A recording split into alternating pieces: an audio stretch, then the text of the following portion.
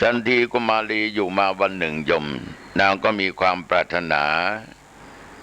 ก็เหมือนกับหญิงสาวทั้งหลายเนี่ยจะออกไปเที่ยวทัศนะอย่างท้องนาบ้างโดยหวังจะตรวจดูบ่าวไพร่ของตนว่าคนใช้ทั้งหลายนั้นทำนายังไงนางมีความปรารถนาอยากจะออกไปเที่ยวท้องนานางก็ชวนพวกทาสีทาสาทั้งหลายนั้นเดินตามมาตามหนทางบังเอิญนี่ญาติโยมทั้งหลายระหว่างเดินทางมานั้นก็พบกับพระโพธิ์ศพกุมพีข้าวเรียกว่าปิ๊งเลยทีเดียวโยมก็มีจิตรักใคร่หลงเสน่ห์และทีนี้ด้วยเคยเป็นคู่สร้างบารมีร่วมกันมาแต่หนหลังเนี่ยโยมทั้งหลายเขาบอกว่าคู่พระคู่นางคู่บารมีคู่เวรคู่กรรมเราจะเห็นได้ชายก็ดีหญิงก็ตามบางคนนั้นโยมทั้งหลายก็มีแฟนอยู่แล้วนะเกือบจะได้แต่งงานกันอยู่แล้วแต่ว่าดันไม่ได้แต่งเพราะชายไปเจอผู้หญิงอีกคนหนึ่งเกิดความรักขึ้นก็เลยทิ้งหญิงที่เป็นแฟนหญิงก็ตามบางคนนั้นก็ทิ้งผู้ชายหนีไปมีแฟนอื่นเพราะว่าคนนั้นเป็นทางผ่านไม่ใช่คู่บารมีไม่ใช่คู่กรรมคู่เวรเหมือนกับนางคนนี้คือจันทีกุมารีเนี่ยโยมทั้งหลายเห็นพระโคศพกุมพีเข้าก็มีจิตใจรักใคร่หลงเสน่ห์เลยทีนี้ก็ฝ่ายพระโพธิ์ศพนั่นโยมทั้งหลายเขาจะสนใจหรือไม่สนใจหรือไม่นั้นนางไม่คิดนะสนใจก็ตามไม่สนใจก็ตามแต่ทีนี้ญาติโยมทั้งหลายกุมารีก็มีความกสันรักใคร่รักใคร่นางเช่นเดียวกันคือพระโพธิ์ศพนี่ก็มีความรักในตัวนางหลงเสน่ห์ในตัวนางก็จึงได้ไต่ถามว่าน้องเอ๋ยน้องมีธุระอะไรจึงมาถึงที่นี่หรือว่าน้องพลัดพรากจากถิ่นฐานบ้านเมืองมาอยู่เมืองไหนบ้านไหนพ่อแม่ชื่ออะไรนางมีธุระอะไรจึงมาถึงที่นี่นางก็ตอบว่าดิฉันจะไปยังท้องนาพระโพธิ์ศพได้ฟังดังนั้นก็ขอร่วมเดินทางไปด้วยพี่ขอร่วมด้วยนะสักครู่เดียวก็ถึงยังท้องนาเดินไปคุยกันไปยอมทั้งหลายนางก็เที่ยวชมยังสวนไร่นาตามสบายแล้วก็ได้คิดถึงซึ่งกันและกันไม่เป็นอันกินอันนอนให้ร้อนจิตร้อนใจไม่ผาสุกทุกเวลาหลังจากเที่ยวด้วยกันแล้วกลับไปก็ไม่นอนยอมทั้งหลายฝ่ายพระโคศพก็คิดถึงนางก็คิดถึงพระโคศพขันต่อมาฝ่ายพระโพธิ์ศพนั้นก็ได้เล่าเรื่องต่างๆที่ไปเจอใส่นางเนี่ยให้พ่อให้แม่ฟังแล้วก็อ้อนบอนให้บิดามารดาว่าพ่อแม่ผมอยากให้พ่อแม่ไปสู่ขอนางจันทิมาเป็นภรรยาของผมครับโอ้โหญาติโยมบิดามารดาหรือพ่อแม่ได้ฟังก็แสนจะลำบากใจที่ลำบากนั้นไม่ใช่อะไรโยมเพราะตัวเองเป็นคนจนไม่มีที่ไร่ที่นาที่สวนไม่มีบ้านใหญ่โตระโหฐานไม่มีเงินไม่มีทองเป็นคนจนก็เลยปลอบใจลูกว่าลูกเราเป็นคนจนนะลูกนะเขาคงไม่ให้เป็นลูกเขยแน่นอน ขอลูกพ่อลูกแม่จงบังคับใจไว้ก่อนนะลูกนะเผื่อปีหน้าถ้าเราไม่ขัดสนนั้นพ่อก็คงไม่ขัดข้องลูกนะจะตามใจลูกจะไปขอให้ลูกพระโพธิ์ศพญาติโยมทั้งหลายได้ยินพ่อแม่พูดอย่างนั้นก็ซบหน้ามีความโศกามีความเป็นทุกข์เกิดขึ้นก็อ้อนวอนพ่อแม่อ้อนแล้วอ้อนเล่าบอกว่าพ่อถ้าหากไม่ช่วยให้ลูกสมประสงค์ในครั้งนี้จะต้องขอลาบิดาบรรดาเข้าไปอยู่ป่าโอ้โหญาติโยมพ่อแม่ได้ฟังดังนั้นก็สงสารลูกเป็นกำลังใจแล้วก็โยมกลัวลูกจะตายก็จึงปลอบให้ลูกว่าอดใจไว้ลูกอดใจด้วยขันตินะลูกนะให้นึกเสียว่าเหล่าสัตว์ที่ยังไม่ข้ามพ้นโอกาสสงสารนี้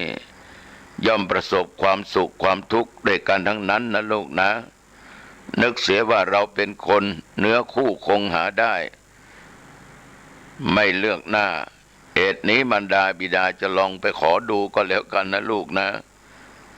โอ้โหได้ยินพ่อแม่ว่าอย่างนี้พระโพธิ์ศพก็ดีอกดีใจว่าเหลียวสองผัวเมียนั่นยมก็มุ่งหน้าไปยังบ้านเศรษฐีเนี่ยฐานะมันต่างกันลิบหลี่เขาเป็นเศรษฐีเราเป็นยาจกเป็นคนทุกข์ยากทุกข์ปับจนสองคนก็ไปสู่ขอตามประเพณีท่านเศรษฐีรู้ดีว่าสองผัวเมียมีฐานะยากจนจึงแกล้งนะโยมนะจึงแกล้งนะริหาปณะสองผัวเมียได้ฟังดังนั้นแล้วก็พากันเดินทางกลับบ้านก็เล่าสู่ให้ลูกชายของตนได้รับฟังลูกพ่อแม่ไปแล้วนะเรามันจนจริงๆพอเศรษฐีนั้นเขาขอค่าสินสอดเป็นทอง1 กหาปณะเงินตา3 กหาปณะพ่อแม่ไม่มีหรอกลูกไม่สามารถจะหาเงินหาทองอะไรให้ลูกไปได้พระโพธิ์ศพได้ฟังดังนั้นแล้วจึงบอกแก่มารดาบิดาว่าพ่อจ๋าแม่จ๋าอย่าว่าแต่เท่านั้นเลยแม้เศรษฐีจะเอาทอง100 กหาปณะเงินตา100 กหาปณะฉันจะหามาให้จงได้พ่อแม่ก็ตกใจว่าลูกจะเอาที่ไหนมาขนาดเรายังไม่มีแต่ลูกบอกว่าจะหามาได้100 กหาปณะเงินตา100 กหาปณะพระโพธิ์ศพโยมทั้งหลายก็ร้องเปล่าแก่เทพยดาทั้งหลายบาท่านเทพยดาทั้งหลายขอมีเมตตากรุณาต่อฉันด้วยฉันต้องการเงินทองกหา100 กหาปณะเงินตา100 กหาปณะเทวดาก็เร่าร้อนละทีนี้ญาติโยมช่วยทีนะเทวดาก็นำเงินทองมาบูชาพระโพธิ์ศพโอ้โหญาติโยมทั้งหลายพระโพธิ์ศพก็ดีอกดีใจแหละนำไปมอบให้กับมารดาบิดาของตัวเองพ่อแม่ลูกได้เงินได้ทองมาเรียบร้อยแล้วขอมอบให้พ่อกับแม่เป็นสื่อด้วยมารดาบิดาก็ดีใจโยมทั้งหลายก็จึงไปสู่ขอลูกสาวของเศรษฐีและกำหนดวันในการจัดงานแต่งงานไว้นี่เราจะเห็นได้ว่าบุพเพสันนิวาสโยมทั้งหลาย บุญบารมีที่สร้างสมมามันจะไม่เคลี้ยวกันในที่สุดสองคนก็เป็นสามีภรรยากันทีนี้ต่อมาทั้งสองเนี่ยโยมทั้งหลายก็ไม่ละเสียซึ่งการทำไร่ทำนาก็ออกไปที่กลางทุ่งกลางนาเพื่อจะไปทำนาฝ่ายพระโพธิ์ศพก็เอาเข้าใส่กระเช้าแล้วก็ออกไปเมื่อถึงนาแล้วก็ไถนากว้าง5 วายาว10 วาเมื่อไถเรียบร้อยดีแล้วก็เอาเมล็ดข้าวในกระเช้านั้นหว่านจนทั่วในเนื้อที่นั้นเมื่อกี้นี้อาตมาก็นึกว่าข้าวมันสุกนะแต่เป็นเมล็ดข้าวหว่านไปเรียบร้อยโยมทั้งหลายข้าวก็งอกขึ้นทันทีออกกอช่อใบดูสล่างแล้วมีท้องออกรวงเป็นลูกหวายคือการปลูกข้าวของชาวนานั้นโยมทั้งหลายถ้าท้องป่องขึ้นมาแล้วยิ้มแหละได้ผลแน่นะได้ผลแน่พระโพธิ์ศพก็เช่นเดียวกันมองดูข้าวที่หว่านไปให้ผลจนแก่งอมสุกหมดทุกรวงพระโฆษกก็ตัดเกี่ยวข้าวนั้นมาแต่แปลกโยมจะเกี่ยวเท่าไรก็ไม่รู้จะหมดเกี่ยวหลายวันก็ไม่หมดนะแปลกดีพระโพธิ์ศพก็เอาเข้ามานวดเก็บไว้ในยุ้งในฉางในบ้านเศรษฐีจนเต็มไปหมดทุกฉางก็ยังมีข้าวเหลืออยู่อีกมากมายโยมอาจจะถามว่าเพราะเหตุใดก็เพราะบุญกุศลของพระโพธิ์ศพที่ได้สร้างไว้ในอดีตชาติหลายภพหลายชาติที่ท่านสร้างไว้คนมีบุญบารมีนี่โยมทั้งหลายไม่ตกอับหรอกมันจะมีเรื่องจะมีเยื่องที่มาอุดหนุนอยู่ตลอดเวลามีเรื่องที่เกิดขึ้นอยู่ตลอดเวลาไม่ทุกข์ไม่ยากทีนี้ส่วนพ่อตาอันเป็นเศรษฐีก็ดีใจมากก็ได้ยกทรัพย์สมบัติของตนให้ลูกเขยครองจนหมดสิ้นขันพระโพธิ์ศพกับนางจันทีอยู่ร่วมกันมาก็มีความสุขมีความรักใคร่ปราณีประนอมกันเป็นอย่างดีและโยมวันหนึ่งพระโพธิ์ศพได้เรียกนางจันทีมาสั่งกำชัดว่าน้องจันทีจ๋า ถ้าน้องรักพี่นะขอน้องอย่าได้ประมาทพลั้งเผลอเลยเวลาหุงข้าวอย่าได้เอาไข่เป็ดหรือไข่ไก่ใส่ปากหม้อเป็นอันขาดหากน้องไม่ปฏิบัติดังว่ามาเราทั้งสองจะไม่ได้อยู่ด้วยกันอีกต่อไปนางจันทีปฏิญาณว่าจะปฏิบัติตามคำสั่งของสามีด้วยดีญาติโยมทั้งหลายท่านผู้ฟังทั้งหลายครั้นในเวลาต่อมานางจะออกไปยังท้องนาก็จึงชวนสาวใช้ให้ไปกับตนเมื่อได้เวลานางก็รีบลงจากบ้านขณะเดินมาตามทางบังเอิญเหลือบบินมากัดแขนของนางจันทีนางจึงใช้มือปัดเพื่อให้เหลือบหนีไปโดยนางไม่ได้นึกว่านิ้วที่สวมแหวนอยู่จึงบังเอิญแหวนได้หลุดจากนิ้วมือตกลงไปในที่นั้นแม้นางจะค้นหาสักเท่าไหร่ก็ไม่เจอไม่พบเวลาผ่านไปค้นหาอยู่ตลอดเวลาไม่พบ นางก็จึงนั่งคุกเข่าแก่ตาเจ้าทุ่งว่าขอช่วยดลใจสักครั้งให้ลูกได้แหวนขึ้นมาเถอะเดี๋ยวจะให้ไข่กับข้าว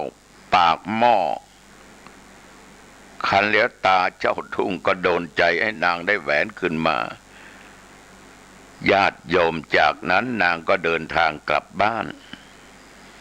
จัดแจงหุงข้าวหาอาหารตามที่นางเคยทำมาครั้นหุงข้าวเช็ดน้ำแล้วจึงยกหม้อข้าวขึ้นตั้งไฟหยิบเอาไข่ใส่ลงไปในปากหม้อด้วยหวังจะสังเวยตาเจ้าทุ่งที่บนไว้บังเอิญนางนึกถึงคำสั่งของสามีได้ญาติโยมที่สามีได้บอกไว้นางนึกได้เพราะสตินั้นเกิดขึ้นมา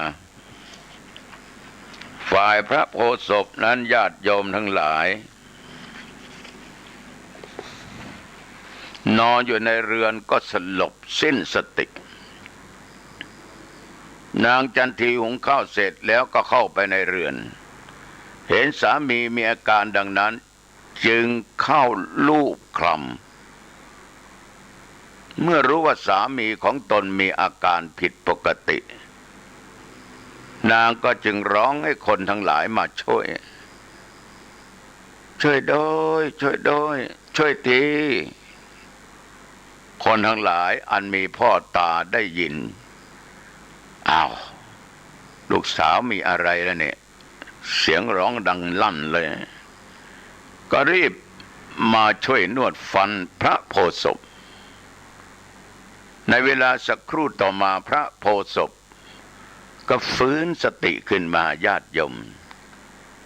แล้วก็ร้องสั่งฝากสามัญสัตว์อินพรหมทั่วโลกกทาสให้ช่วยเลี้ยงภรรยาทั้งหันหน้ามาสั่งภรรยาว่าน้องพี่ขอฝากชื่อของพี่ไว้กับน้องด้วยนะพี่ขอให้ชื่อน้องว่าแม่พระโพธิ์ศพ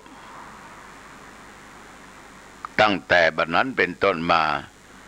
เจ้าจงเลี้ยงดูสามัญสัตว์เทวดาอินพรหมแทนตัวพี่ด้วย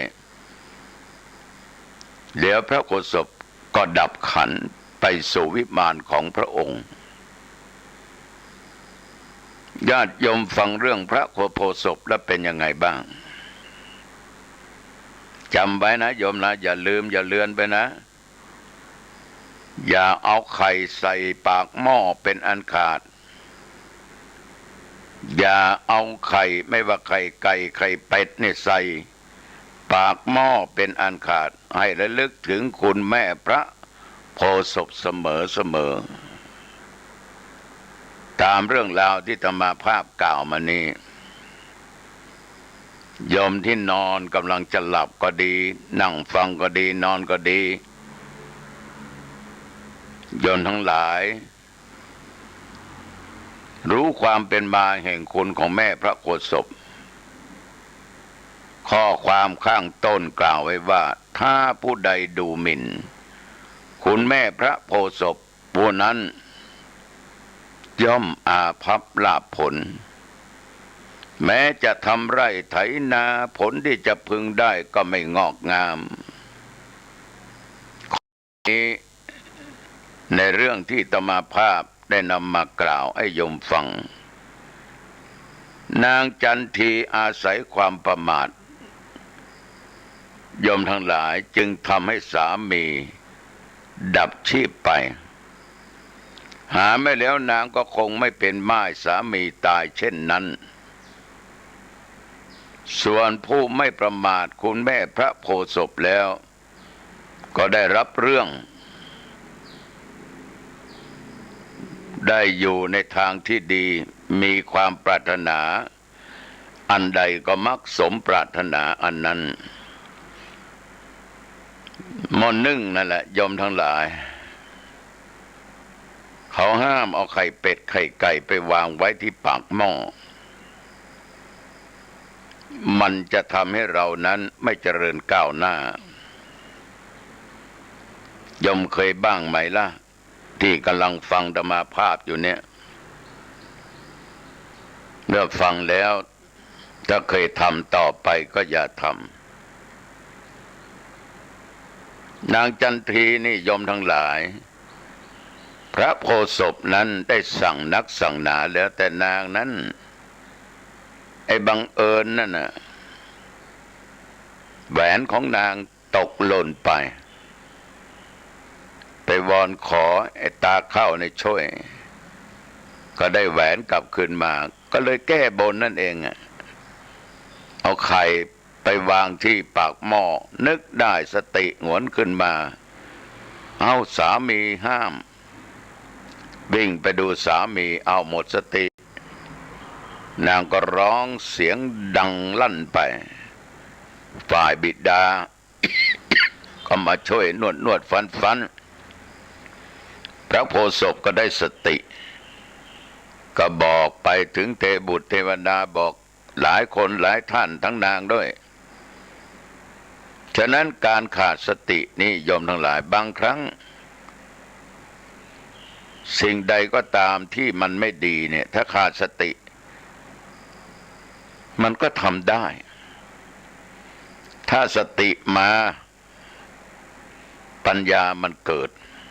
ดังที่เคยพูดถ้าสติเตลิดมันก็เกิดปัญหาเหมือนนางนี่แหละปัญหาคือสามีต้องจะตายจากนางไปนางต้องเป็นแม่ร้างแม่ไม้มาอยู่ตลอดทีนี้ในเรื่องนี้มันก็สอนไว้ว่าให้คนนั้นมีความกตัญญูกตเวทิตารู้จักพระคุณรู้จักคุณค่าของข้าวว่าข้าวนั้นมีคุณค่าขนาดไหนถ้าเราขาดข้าวเราจะอยู่ได้ไหมแต่การสำคัญเราเป็นคนไทยตุเจ้าวัดหนองตองขาดข้าวก็อยู่ไม่ได้ญาติโยมท่านผู้ฟังที่ฟังธรรมาภาพอยู่เดี๋ยวนี้ก็อยู่ไม่ได้ฉะนั้นอะไรก็ตามโยมทุกอย่างนั้นมันมีพระคุณไม่ว่าข้าวไม่ว่าน้ำไม่ว่าผืนแผ่นดินลมฟ้าอากาศต้นไม้สัตว์มนุษย์ทุกคนมีพระคุณถ้าเรามองให้ว่าเป็นสิ่งที่มีพระคุณแล้วมันก็มีพระคุณถ้าเรามองว่ามันไม่มีพระคุณมันก็เป็นไปดังที่เราว่าแล้วเราก็จะมีพระคุณต่อใครทุกคนก็ต้องบอกว่าเราเป็นคนอกตัญญูไม่รู้จักคุณไม่เคยทดแทนพระคุณใครเลยคนนี้เป็นคนไม่ดีทุกคนก็จะมองอย่างนี้ว่าอย่างนี้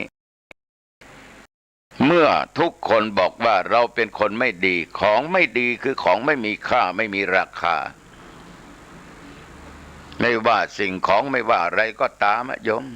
แต่มันไม่ดีนะราคามันไม่ดีรถออกจากร้านมาเราบอกว่ารถใหม่ใช้ไปนานๆเราก็บอกว่ารถเก่ารถคันนี้เกิดอุบัติเหตุบ่อยโยมก็ลองไปถามขายดูใช้มาก็นานอุบัติเหตุก็บ่อยเขาก็บอกว่า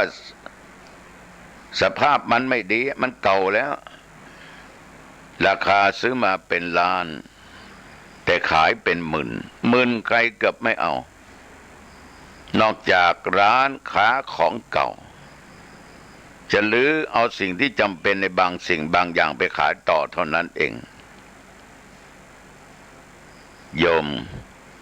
สิ่งไหนที่มันไม่ดีเนี่ยมันจะมีค่าน้อยที่สุดบางครั้งก็ยกให้ฟรีนะเพราะใครไม่เอาใครอยากได้เอาไปเลยไม่ต้องขายต้องเขยมันแล้วขนาดให้ฟรีอย่างบางคนก็ยังไม่เอานะโยมเพราะมันไม่ดีไม่รู้ว่าจะเอาไปทำอะไร คนเรานี่ยอมทั้งหลาย ถ้าเป็นคนที่ไม่ดี ไม่มีความกตัญญูต่อพ่อต่อแม่ต่อผู้มีพระคุณ ชาวบ้านมันก็รู้ใครๆก็รู้ว่าเราเป็นลูกอกตัญญูเป็นลูกไม่ดี เข้าบ้านไหนไปบ้านไหนใครไม่อยากต้อนรับ ใครไม่อยากจะช่วยเหลือ คนไม่ดีนี่ทั้งหลายถ้าถูกจับทุกคนสาธุดีแล้วเอาไปใส่คุกเลยอยู่บ้านอยู่เมืองนี่รบกวนชาวบ้านเดี๋ยวของหายเดี๋ยวเดือดร้อนไปอยู่ในห้องขังต่อไปบ้านเมืองคงสงบดีแน่คนไม่ดีถูกฆ่าตายสาธุแผ่นดินจะได้หนาขึ้นอีก1 คืบโอ้โหมันเป็นถึงอย่างนี้นะโยมนะของไม่ดีคนไม่ดีเนี่ยมีแต่คนสาปแช่งอยู่ตลอดเวลาจะยกให้ใครๆก็ไม่เอาแต่ก็จะมีกับคนอีกพวกหนึ่งที่มีโมหะความหลงตัณหาความอยากดีนี่ชอบเอานะส่วนมากก็คนไม่ดีเหมือนกันเนี่ยชอบเอาเหมือนพ่อแม่บางคนเนี่ยลูกสาวไปติดผู้ชายว่าลูกมันไม่ดีนะดื่มเหล้าเสพยาเสพติดนะคดีติดตัวมันเยอะนะใจมันเหี้ยมโหดนะอยู่ด้วยกันก็ดีไปพ่ออยู่ด้วยกันก็ดีแม่ อันนี้เพราะความหลงความรักมันตีตาบอดมันไม่รู้จักจะแยกว่าดีอันไม่ดีคือหลงเกิดตัณหาราคะเกิดโมหะหลงในกามคุณมันมืดมันบอดทุกชนิดยอมทั้งหลายมันมองไม่เห็นขนาดตามันมองไม่เห็นเพราะจิตใจมันไร้ปัญญาไปอยู่นานเข้าก็ต้องกลับมาถ้าไม่กลับก็ตายไอ้นะพ่อแม่เตือนก็ยังไม่ฟังคิดถึงอยู่ก็ยังหนีไปกับเขาอีกก็มีถ้าคิดไปแล้วก็เป็นคู่กรรมคู่เวรนะโยมคือของไม่ดีเนี่ยชอบไปอยู่กับสิ่งที่ไม่ดีเหมือนกันฉะนั้นศรัทธาสาธุชนญาติโยมท่านผู้ฟังในชีวิตของคนเราทุกวันเนี่ยต้องเป็นคนที่มีความกตัญญูกตเวทิตาแม้แต่พระโพธิ์ศพโยมก็อย่าได้มองข้ามอย่าได้ดูหมิ่นอย่าได้กล่าวตู่เพราะบุคคลที่มีความอกตัญญูนั้นไม่รู้จักทดแทนพระคุณนั้นมันจะมีแต่ความหายนะมีแต่ความเดือดร้อนโยมสังเกตดูก็ได้คนเราเนี่ยบางคนด่าพ่อด่าแม่ไม่เลี้ยงดูพ่อแม่กล่าวหาพ่อแม่เป็นคนอย่างนั้นอย่างนี้ลูกคนไหนด่าพ่อด่าแม่นี่ก็คือด่าตัวเองนั่นแหละเพราะร่างกายของเรานั้นท่านทั้งสองเป็นผู้สร้างมาแช่งเท่าไหร่ก็เข้าตัวเองมากเท่านั้นคนด่าตัวเองได้นิยมมันไม่เป็นมงคลหรอกไม่มีสิ่งดีๆเกิดขึ้นในชีวิตหรอกมันจะมีสิ่งที่เป็นอัปปะมงคลสิ่งไม่ดีเกิดขึ้นฉะนั้นท่านผู้ฟังทั้งหลายขอให้เป็นคนที่มีจิตใจมีศีลมีธรรมมีความกตัญญูกตเวทิตาจะมาภาพว่าคนนั้นเจริญแน่เหมือนลูกศิษย์ลูกหาที่เขาบวชอยู่ในวัดเนี่ยโยม ถ้าองค์ไหนองค์ใดเชื่อฟังคำสั่งสอนของครูบาอาจารย์ไม่ลบหลู่ครูบาอาจารย์ปฏิบัติตามคำสั่งคำสอนที่มันดีที่ครูบาอาจารย์ได้อบรมสั่งสอนพระองค์นั้นเด่นองค์นั้นเป็นพระก็เจริญศึกขาลาเพศออกไปก็เจริญไอ้คนที่ไม่เอาทานเนี่ยยอมทั้งหลายเกียจค้านไม่มีความกตัญญูกตเวทิตาทำอะไรแก่ครูบาอาจารย์ของตัวเองทำให้วัดวาได้รับความเดือดร้อนศรัทธาเดือดร้อนเขาก็ไม่อยากจะทำบุญยังไม่พอตายไปยอมทั้งหลายก็ยังไม่ค่อยมีใครมาช่วยในงานศพนั้นลาสิกขาบทออกไปก็ตกทุกข์ได้ยากลำบากเพราะความไม่ดีที่สร้างไว้ความที่เป็นอปมงคลมันติดตามตนไปอยู่ตลอดถ้าสร้างแต่คุณงามความดีสิ่งที่เป็นมงคลก็ติดตัวไปโยมสังเกตดูลูกของชาวบ้านลูกของโยมเป็นคนเช่นไรคนดีๆนี่เขาบอกว่าไปที่ไหนมีแต่คนยกย่องสรรเสริญไม่ดีนี่ไปที่ไหนนี่ใครไม่อยากจะดูหน้าไม่อยากจะคบจะเป็นลูกเศรษฐีลูกคนจนอย่างไงก็ตามถ้าไม่ดีนี่ทุกคนไม่มีเมตตาหรอกถ้าเป็นคนดีเป็นคนทุกข์คนยากคนจนเขาก็คิดจะช่วยเหลือกันอยู่เพราะคนมีความกตัญญูกตเวทิตาอันนี้มันดีอันนี้มันดีคำว่าดีมันเป็นมงคลต่อชีวิตนะโยมนะฉะนั้นศรัทธาสาธุชนญาติโยมวันนี้เล่าเรื่องพระโพธิ์ศพให้ญาติได้โยมได้ฟังกันฟังแล้วก็จงนำเอาไปพิจารณาก็แล้วกันนะโยมนะโยมทั้งหลายการพัฒนาทุกอย่างนั้นเริ่มต้นที่การพัฒนามนุษย์เพราะว่ามนุษย์เป็นศูนย์กลางของการพัฒนาดังที่คำกล่าวที่ว่าพัฒนาชาติให้เริ่มที่ประชาชนพัฒนาคนให้เริ่มที่ใจจะพัฒนาอะไรเริ่มที่ตัวเราเองก่อนนั่นก็คือการพัฒนาประเทศชาติก็เริ่มจากการพัฒนาประชาชนให้เป็นคนดีคนเก่งมีความสุขทั้งนี้เพราะประชาชนที่พัฒนาดีแล้ว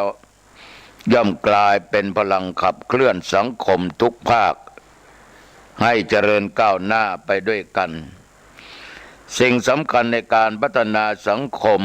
อยู่ที่การพัฒนาคนให้เป็นสัพพบุรุษคือเป็นคนดีทีนี้คนดีคือคนเช่นไรนี่ญาติโยมพระพุทธเจ้าก็ตรัสว่าคนดีคือคนที่เกิดมาจากการบำเพ็ญประโยชน์แก่ชาวโลก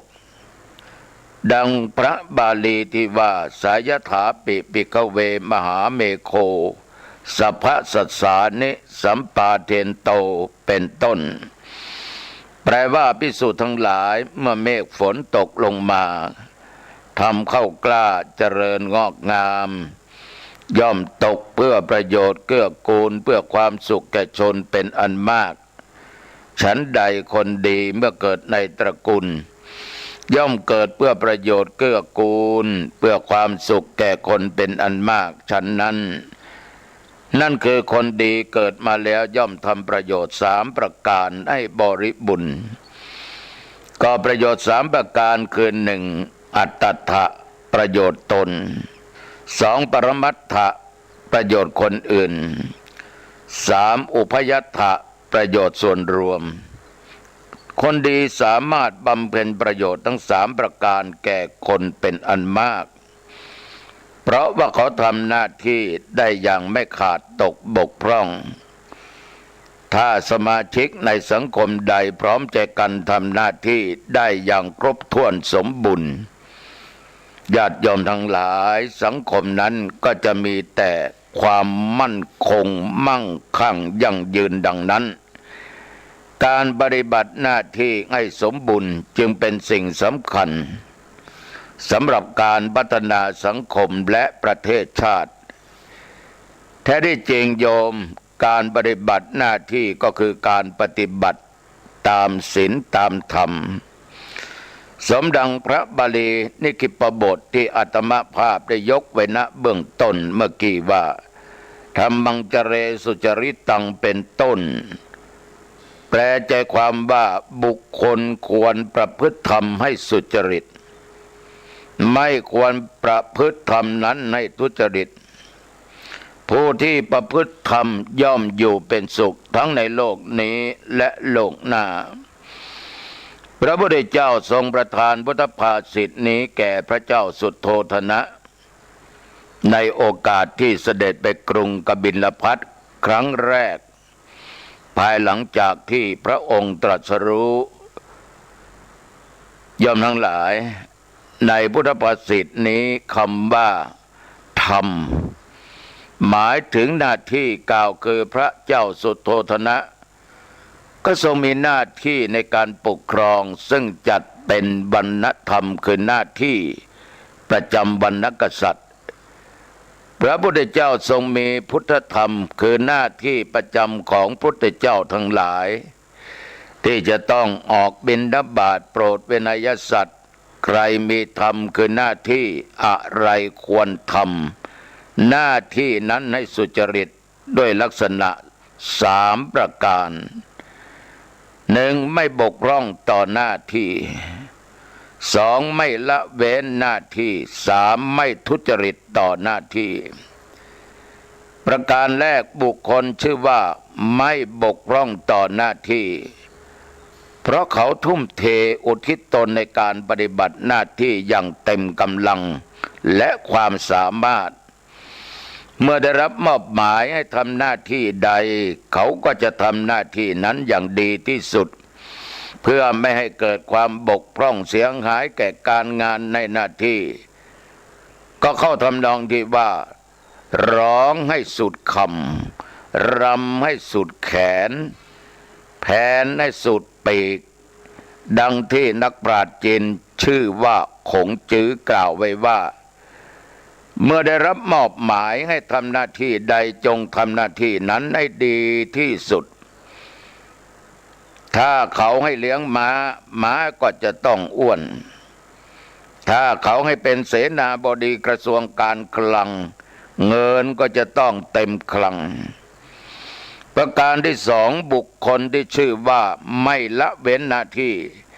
เพราะเป็นผู้มีความรับผิดชอบต่อหน้าที่เขาจึงไม่ละทิ้งหน้าที่หรือผลักภาระหน้าที่ของตนไปให้คนอื่นยกตัวอย่างเช่นผู้เป็นทหารย่อมไม่หนีทัพผู้เป็นบิดามารดาย่อมไม่ละทิ้งหน้าที่ในการอบรมสั่งสอนบุตรธิดาในนิทานอิศปมีเรื่องเล่าเกี่ยวกับมารดาที่ไม่ทำหน้าที่ว่าคือไม่กล่าวตักเตือนบุตรของตนเมื่อพบว่าเขาชอบลักขโมยในวัยเด็กพอบุตรเติบโตก็กลายเป็นจนอิศปสรุปว่าเมื่อบุตรเป็นจนบิดามารดาย่อมมีส่วนในการสร้างความเป็นจนให้กับบุตรเหตุเพราะละเว้นการปฏิบัติหน้าที่ในการอบรมสั่งสอนบุตรของตนประการสุดท้ายบุคคลชื่อว่าไม่ทุจริตต่อหน้าที่เพราะเขาไม่ปฏิบัติหน้าที่ไปในทางที่มิชอบด้วยกฎหมายและหลักศีลธรรมก็หมายถึงเขาไม่ใช้อำนาจหน้าที่ไปในการแสวงหาผลประโยชน์ให้กับตนเองหรือคนอื่นในทางที่ผิดกฎหมายและไม่ผิดทำนองคลองธรรมประโยชน์ในที่นี้โยมหมายรวมถึงทรัพย์สินเงินทองตำแหน่งหน้าที่ชื่อเสียงเกียรติยศหรือสิทธิอื่นใดที่ไม่สมควรได้มาแต่ก็ใช้อำนาจหน้าที่ในทางมิชอบจนกระทั่งได้มาตามที่ต้องการที่เรียกว่าการทุจริตหน้าที่พระพุทธเจ้าตรัสสอนต่อไปว่านะตังทุจริตังจะเรแปลความว่าบุคคลไม่ควรประพฤติธรรมคือหน้าที่นั้นให้ทุจริตทั้งนี้เพราะการทุจริตต่อหน้าที่เป็นเหมือนสนิมที่กัดกร่อนชีวิตและสังคมให้พังพินาศไปในที่สุด ชีวิตของบุคคลผู้บกพร่องต่อหน้าที่ละเว้นหน้าที่และทุจริตต่อหน้าที่ย่อมมีแต่ความอ่อนแอเสื่อมโทรมอาณาจักรที่ยิ่งใหญ่ในอดีตไม่ได้ล้มสลายเพราะภัยจากภายนอกเพียงอย่างเดียวหากแต่บาปทุจริตของประชาชนอันเป็นสนิมภายในก็มีส่วนสร้างความอ่อนแอให้กับอาณาจักรนั้นๆจนต้องล้มสลายเมื่อภัยจากภายนอกมารุกราน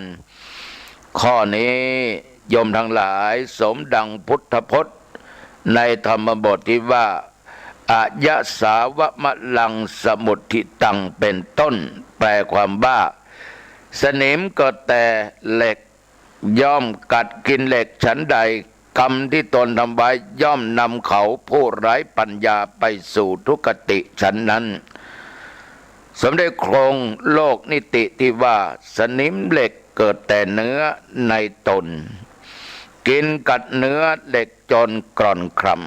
ำบาปเกิดแต่ตนคนเป็นบาปบาปย่อมทำโทษซ้ำใส่ผู้บาปเองสภาพของสังคมไทยในปัจจุบันญาติโยมมีการทุจริตและประพฤติมิชอบทั้งในและนอกวงราชการอยู่ทั่วไปจนเป็นที่ห่วงใยกันว่าการทุจริตต่อหน้าที่กำลังกลายเป็นสนิมร้ายที่บ่อนทำลายประเทศชาติอยู่ในขณะนี้ทั้งนี้เพราะการทุจริตต่อหน้าที่เมื่อผนวกเข้ากับอคติที่ว่าหรือคติที่ว่ามือใครยาวสาวได้สาวเอาย่อมนำสังคมไปสู่การแข่งแย่งแข่งขันในลักษณะที่ว่าแย่งอาหารกันกินแย่งถิ่นกันอยู่แย่งคู่กันพิศวาสแย่งอำนาจกันเป็นใหญ่การแตกความสามัคคีกลายเป็นสนิมที่กัดกร่อนโครงสร้างสังคมจากภายในที่รอวันล่มสลายถ้าถูกกระทบด้วยภัยจากภายนอกในอนาคตสภาพสังคมที่ดาดดื่นไปด้วยการทุจริตและประพฤติมิชอบทั้งในและนอกวงราชการนี้ญาติโยมทั้งหลายแสดงให้เห็นถึงความย่อหย่อนในการรักษาศีลห้าเพราะว่าประโยชน์เช่นทรัพย์สินเงินทองที่บุคคลประพฤติทุจริตแล้วได้มานั้นก็จัดเป็นอทินนาทานคือการถือเอาสิ่งของที่เจ้าของเขาไม่ได้ให้ซึ่งนับเป็นการละเมิดศีลห้าข้อที่สองที่มีคำสมาทานว่าอทินนาทานาเวรมณีสิกขาปะทังสมาธิยามิ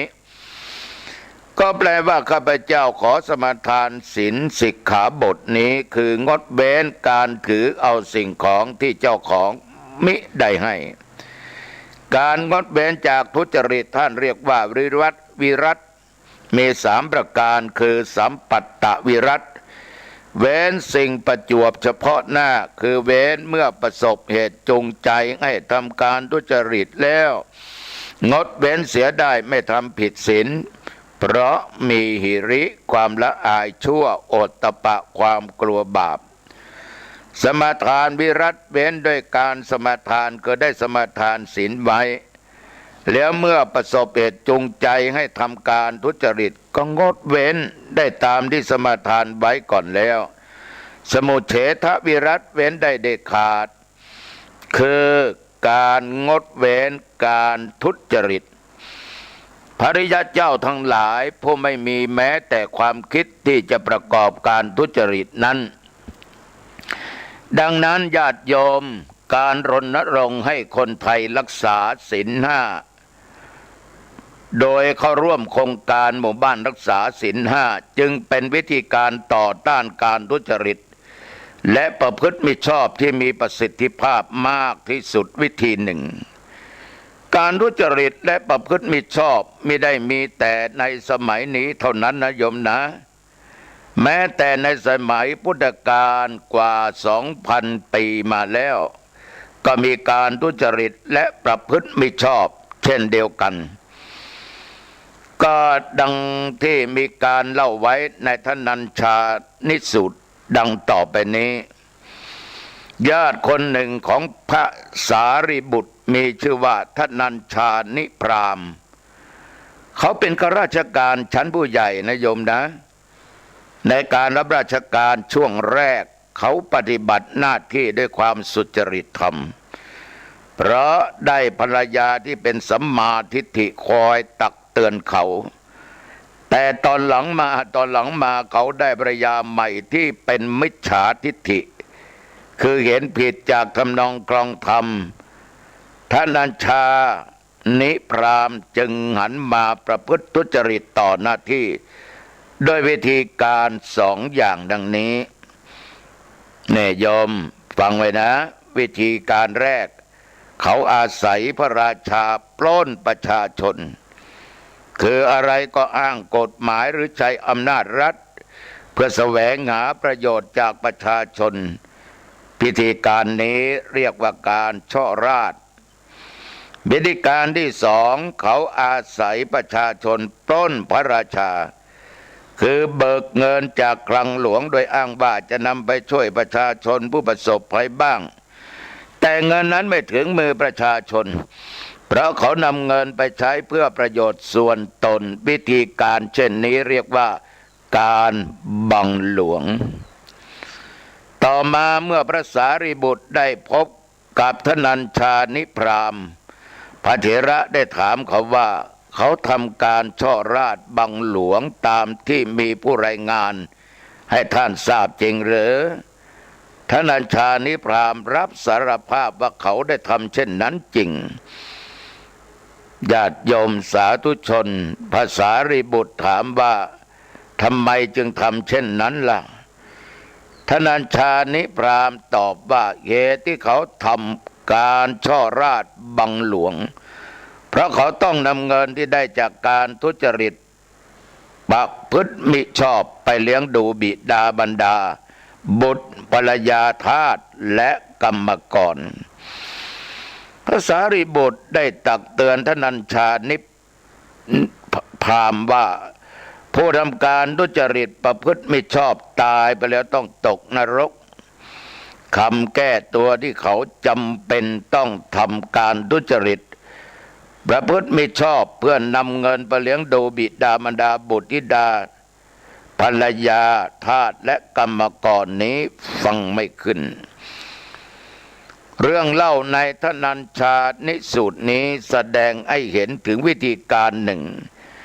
ที่ทนัญชานิพรามใช้ช่อราษฎร์บังหลวง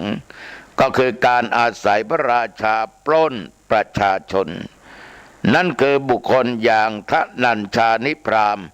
อาศัยช่องโหว่ของกฎหมายบ้างความละหลวมในการกำกับดูแลของผู้บังคับบัญชาบ้างมันก็เป็นโอกาสในการแสวงหาประโยชน์ในการปฏิบัติหน้าที่ราชการญาติโยมบุคคลเช่นนี้มีปรากฏอยู่ทุกยุคทุกสมัยดังมีเรื่องเล่าเกี่ยวกับการทุจริตเรื่องของการทุจริตนี้คนไทยในอดีตว่ามีสวนสัตว์แห่งหนึ่งได้เสือโคร่งใหม่มาตัวหนึ่งผู้อำนวยการสวนสัตว์แห่งนั้นตั้งงบประมาณเป็นค่าอาหารเสือตัวนี้วันละ1 บาทซึ่งก็เป็นเงินจำนวนมากในสมัยนั้นนะโยมนะผู้คุมเบิกเงินวันละ1 บาทไปซื้อเนื้อมาเลี้ยงเสือแต่เขาทำการทุจริตหน้าที่ด้วยการเบียดบังเงิน1 สลึงไปเป็นของตนก็เหลือ3 สลึงแหละโยมเขาใช้เงินเพียง3 สลึงไปซื้อเนื้อมาเลี้ยงเสือทุกวันผลปรากฏว่าเสือไม่อ้วนสักทีคนที่มาชมสวนสัตว์จึงฟ้องไปที่ผู้อำนวยการสวนสัตว์ว่างบประมาณค่าอาหารเสือคงไม่พอขอตั้งงบประมาณเพิ่มเอาละโยมผู้อำนวยการสวนสัตว์เป็นคนรอบคอบสุขุมเขาส่งผู้ตรวจการคนหนึ่งไปตรวจดูว่าทำไมเสือจึงไม่อ้วนผู้ตรวจการคนนี้ไปตรวจดูอย่าง ไปดูอยู่3 วันก็รู้ความจริงว่าเงินค่าอาหารเสือถูกเบียดบังไป1 สลึงเขาจึงขอส่วนแบ่งเป็นค่าปิดปากอีก1 สลึงโยมเสือก็ได้ค่าอาหารแค่วันละ2 สลึงเสือจึงผอมลงอย่างเห็นได้ชัดผู้ชมสวนสัตว์เห็นว่าเสือผอมจึงร้องเรียนไปยังผู้อำนวยการสวนสัตว์ให้ตั้งงบประมาณค่าอาหารเพิ่มผู้อำนวยการสวนสัตว์ก็ส่งผู้ตรวจการระดับสูงไปตรวจดูว่าทำไมเสือจึงผอมญาติโยมทั้งหลายผู้ตรวจการคนนี้ไปตรวจดูอยู่3 วันก็รู้ความจริงว่าเงินค่าอาหารเสือถูกเบียดบังไป2 สลึงเขาจึงขอส่วนแบ่งเป็นค่าปิดปากอีก1 สลึงตกลงว่าคน3 คนนี่โยมเบียดบังค่าอาหารเสือไปถึง3 สลึงเสือก็ได้ค่าอาหารแค่วันละ1 สลึงเสือจึงผอมมากเหลือแต่หนังหุ้มกระดูกผู้ชมสวนสัตว์เห็นว่าเสือผอมมากจึงร้องเรียนไปยังผู้อำนวยการสวนสัตว์ให้ตั้งงบประมาณค่าอาหารเพิ่มโดยด่วนแต่ผู้อำนวยการสวนสัตว์กลับส่งผู้ตรวจการระดับสูงสุดไปตรวจดูว่าทำไมเสือจึงผอมมากผู้ตรวจการคนนี้ไปตรวจดูอยู่3 วันเสือก็ตายเพราะเขาขอสลึงสุดท้ายเป็นค่าปิดปากนั่นโยมคน4 คนเบียดบังค่าอาหารเสือไปจนหมดเสือก็จึงตายโครงโลกนิติให้สรุปเหตุการณ์นี้ไว้ว่าเบิกทรัพย์วันละบาทซื้อมังสานาย1เลี้ยงพยัคฆาไปอ้วน2 3 4นายมากำกับกันแห่บังทรัพย์4 ส่วนทวนบาทสิ้นเสือตายในเรื่องนี้เสือก็คือประเทศชาติและประชาชนที่ถูกเอารัดเอาเปรียบโดยใช้ผู้มีอำนาจรัฐในทางไม่ชอบด้วยกฎหมายและศีลธรรมการป้องกันไม่ให้ปัญหาเช่นนี้เกิดขึ้นต้องอาศัยการที่พระราชาหรือผู้นำรัฐต้องประพฤติสุจริตธรรมและคอยกำกับดูแลให้คนใต้ปกครองได้ปฏิบัติหน้าที่ด้วยความสุจริตตามไปด้วยทั้งนี้เพราะอาศัยระบบการให้รางวัลและการลงโทษที่เคร่งครัดและเป็นธรรมสมดังพระบาลีที่ว่านิกขันเหนิกขหาระหังข่มคนที่ควรข่มปักหันเหปักขหาระหังข้อความนี้ญาติโยมแปลเป็นใจความว่ายกย่องคนที่ควรยกย่องและพระบาลีในธรรมมิกสูตรที่ว่าคุณนันเจตระมานานังโอชุงคชติปุงขโวแปลความว่าเมื่อฝูงโคข้ามแม่น้ำไปได้ถ้าโคจ่าฝูงไปตรงโคลูกฝูงเหล่านั้นทั้งหมดก็ย่อมไปตรงตามในเมื่อโคจ่าฝูงไปตรงในหมู่มนุษย์ก็เหมือนกันผู้ใดได้รับสมมุติให้เป็นผู้นำถ้าผู้นั้นประพฤติตามศีลประพฤติตามธรรมมีศีลธรรมประชาชนนอกนี้ย่อมประพฤติธรรมเหมือนกันท่านัญชานิสูตรยังได้แสดงให้เห็นอีกวิธีการหนึ่งที่บุคคลอย่างท่านัญชานิพรามใช้ในการช่อราชบังหลวงนั่นก็คือเขาอาศัยประชาชนปล้นพระราชาซึ่งในสมัยปัจจุบันทำกันได้หลายรูปแบบเช่นการรวมกับประชาชนบุกรุกป่าสงวนหรือตัดไม้ทำลายป่าการหัวการประมูลการทำสัญญาชนิดที่ทำให้รัฐเสียเปรียบคู่สัญญารวมทั้งการซื้อสิทธิ์ขายเสียงในการเลือกตั้งทุกระดับปัญหาเหล่านี้เกิดจากการที่ประชาชนให้ความร่วมมือในการทุจริตและประพฤติมิชอบเพราะหวังผลประโยชน์ตอบแทนดังนั้นองค์การสหประชาชาติจึงกำหนดให้วันที่9 ธันวาคมของทุกปีเป็นวันต่อต้านการทุจริตคอร์รัปชันของโลก โดยรณรงค์ให้ประชาชนทั่วโลกพร้อมใจกันที่จะไม่จ่ายและไม่รับสินบนการต่อต้านการทุจริตและประพฤติมิชอบตั้งทั้งในและนอกวงราชการจะประสบความสำเร็จก็ต่อเมื่อประชาชนได้รับการปลูกฝังให้มีธรรมโลกบาลคือทำเครื่องคุ้มครองโลก2ประการได้แก่หิริความละอายความชั่วโอตตัปปะความกลัวต่อบาปสมดังพระบาลีที่ว่าเทวเมปิกเวสุกาธรรมาโลกังปาเลนติเป็นต้นแปลความว่าธรรมฝ่ายขาว2ประการนี้ย่อมคุ้มครองโลกธรรม2ประการเป็นไฉนก็คือหิริและโอตตัปปะธรรมทั้ง2ประการนี้เรียกว่าธรรมเป็นเครื่องคุ้มครองโลกเพราะช่วยประคับประคองให้ระบบศีลธรรมของโลกดำรงอยู่ได้ถ้าไม่มีธรรมเครื่องคุ้มครองโลกทั้ง2ประการนี้มนุษย์ก็ย่อมไม่ต่างจากสัตว์เดรัจฉานสมดังภาษิตอิโตประเทศที่ว่าการกินการนอนการกลัวภัยและการสืบพันธุ์ทั้ง4อย่างนี้มีเสมอกันในมนุษย์และสัตว์เดรัจฉานธรรมเท่านั้นที่ทำให้มนุษย์ต่างจากสัตว์เดรัจฉานเมื่อปราศจากธรรมมนุษย์ก็เสมอกับสัตว์เดรัจฉานธรรมที่ทำให้มนุษย์ประเสริฐกว่าสัตว์เดรัจฉานก็คือโลกบาลคือธรรมฝ่ายขาว2ประการได้แก่หิริและโอตตัปปะสมดังที่พระพุทธเจ้าตรัสไว้ในธรรมสูตรว่า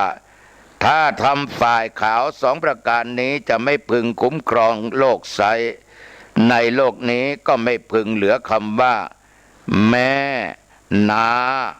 ป้าภรรยาของอาจารย์หรือว่าภรรยาของครูปรากฏอยู่ชาวโลกจะถึงการผสมปะปนกันไปเหมือนอย่างแพะแกะไก่สุกรสุนัขจิ้งจอกฉะนั้นภิกษุทั้งหลายก็เพราะเหตุที่ทำฝ่ายขาว2ประการนี้ยังคุ้มครองโลกอยู่ดังนั้นจึงยังเหลือคำว่าแม่น้าป้าภรรยาของอาจารย์หรือว่าภรรยาของครูปรากฏอยู่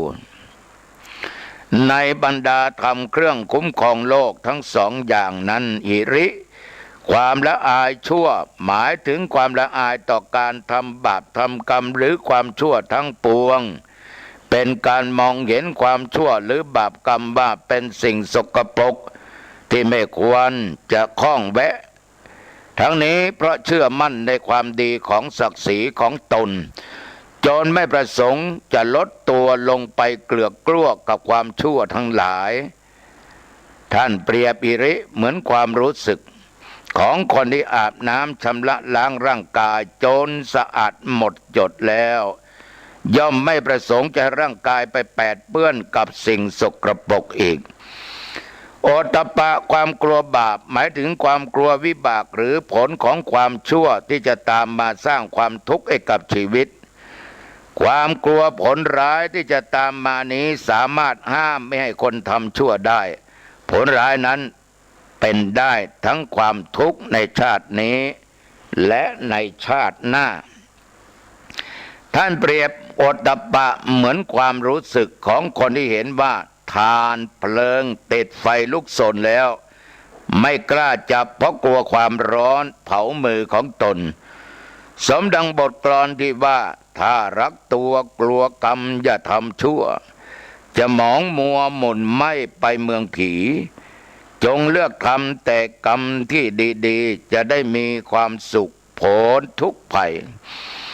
ในสติสูตรพระพุทธเจ้าตรัสว่าหิริและโอตตัปปะนี่แหละเป็นเหตุให้เกิดการสำรวมอินทรีย์ตาหูจมูกลิ้นกายและใจและการสำรวมอินทรีย์ก็เป็นพื้นฐานของการรักษาศีลดังพระบาลีที่ว่าหิโรตะตัปเปสติหิโรตะตัปปะสัมปันนัสสะอุปนิสะสัมปันโนโหติอินทริยสังวโรเป็นต้น ก็แปลเป็นใจความว่าเมื่อหิริและโอตตัปปะมีอยู่อินทรีย์สังวรชื่อว่ามีเหตุสมบูรณ์สำหรับผู้ที่สมบูรณ์ด้วยหิริและโอตตัปปะเมื่ออินทรีย์สังวรมีอยู่ศีลชื่อว่ามีเหตุสมบูรณ์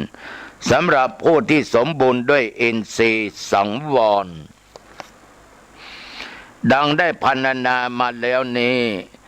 การงดเว้นจากการทุจริตและประพฤติมิชอบถือว่าเป็นการรักษาศีลห้าข้อที่สอง